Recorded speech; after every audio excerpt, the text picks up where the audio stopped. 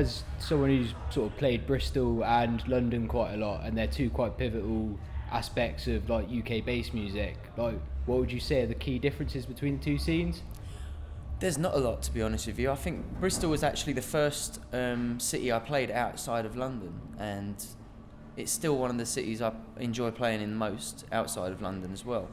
And I think that the main reason for that is that the scenes and the people that go out and just the general respect for music and artists is very similar between the two cities.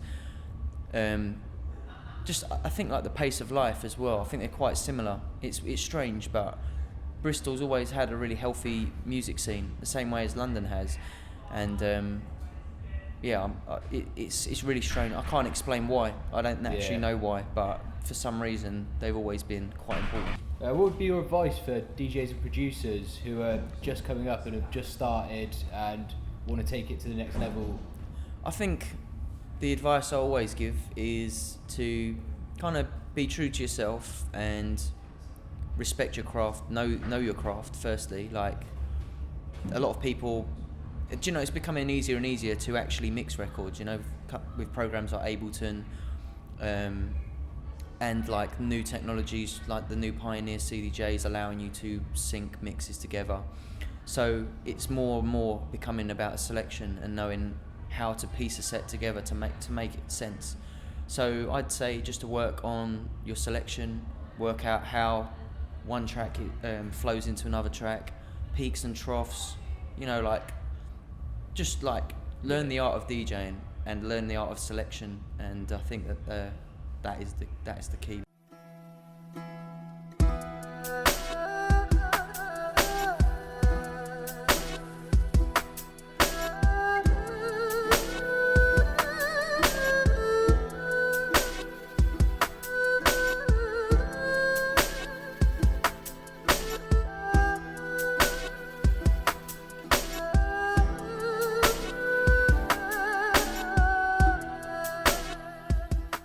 It's been quite a while since you've released like an album or an EP, and also you've got Terror Rhythm, your label. You got anything new coming up? Any new releases? For me, we're in the process of remastering all my old Plastic Man stuff at the moment, which is I've done almost all of them myself now. There's a couple that I still need to try and find on old hard drives, and I've actually had to open old Fruity Loops files in the old Fruity Loops version that they were made. Really? So it's been tough finding all the samples that we've gone missing over the years, and just like opening old laptops that haven't been turned on for like 6-7 years and loading up FL Studio 3.5 just to make sure that it sounds exactly the same as it did in like 2003, 2002. But there's a couple of tracks left on that, and I'm just waiting on some remixes from some people.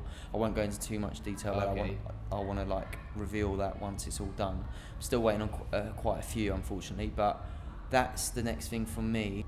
You've been playing out for quite a long time now. Do you still enjoy it as much as you did from day one? Yeah, it's the highlight of my job actually. I love playing out. It's still the best thing about doing my job. So yeah, more so than ever at the moment really. Just like being able to play so much different music that I've always enjoyed. Just felt that I couldn't really do it until now. So it's been fun working out how to make that work in a set. So yes, I'm enjoying it a lot at the moment. Do you think the crowds have changed in recent years as well? I think they always get younger, don't they? Because you kind of hit the student audience quite a lot on the circuit, and I mean cities like Bristol have a massive student following. So if you don't play here for like 6 months and then you come the new term, you'll see fresh faces. Yeah. And then I think as people get older, they move on to other things. They settle down, they have kids, and so yeah, like. I think the crowds are constantly getting younger, but that's because I'm getting older, and I'm just like, I'm 30 now. You know, I look out at the crowd, and these kids are like 18. Yeah, like I'm almost old enough to be their dad. Yeah. Give it another couple of years. The microphone champion from JA straight go to London. You know have to ask who are the one done. They have the place locked down with your bantan. Call me the sound boy and I'ma run from. Anyone me go me lock down the function. That's why them boy malfunction. They're not bad like me. They're not mad like me. No. What would you say is the worst thing that's ever happened to you at a gig? I had a band sound check over a gig. I played at a field day festival Actually, it wasn't field day, it was underage festivals, the day after field day, the same sort of grounds. And I was playing in between two bands. They had me play 2 half-hour sets, which I thought was strange. And I got on and started playing, and there's a band behind me like sound checking, like through my monitors. I couldn't hear what I was doing. And I put up with it for about 10 minutes, and then I thought, nah, this is ridiculous. Like, why am I here? Like, I felt like such an idiot. I almost wanted to just put a mix CD on and walk off and go, what am I here for? Like, no one can hear, well, as far as I was concerned, no one could hear what I was doing. Yeah. Maybe it sounded louder out there, but on stage, all I could hear was drums and guitars like clanging around. So I did the first 30 minutes, and then I told the festival that I'm not going back on again to do that because it was embarrassing.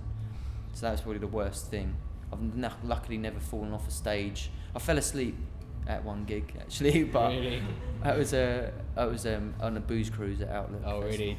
Yeah, Outlet. That's bound to happen at some Well, point. it was free, but we had free booze on the boat, and me and Scream decided we would play like bad music for 3 hours, like on purpose. Which year was that? Not last year, the year before, so 2011.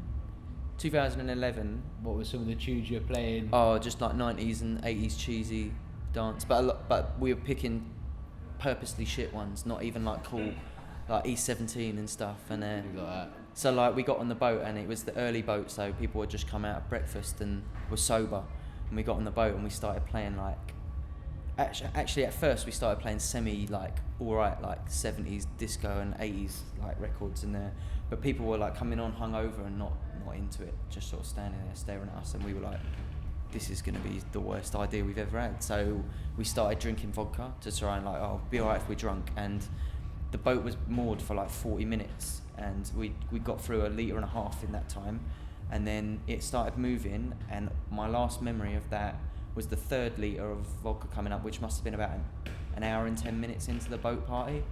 It was supposed to be 4 hours. I think we came back after 2.5 because everyone was so drunk. But I passed out literally. Like, I remember having the first sip of the 3rd bottle, and then I was just out behind the decks like that, asleep, being sick on myself. Yeah, it was good times. Scream, carry on.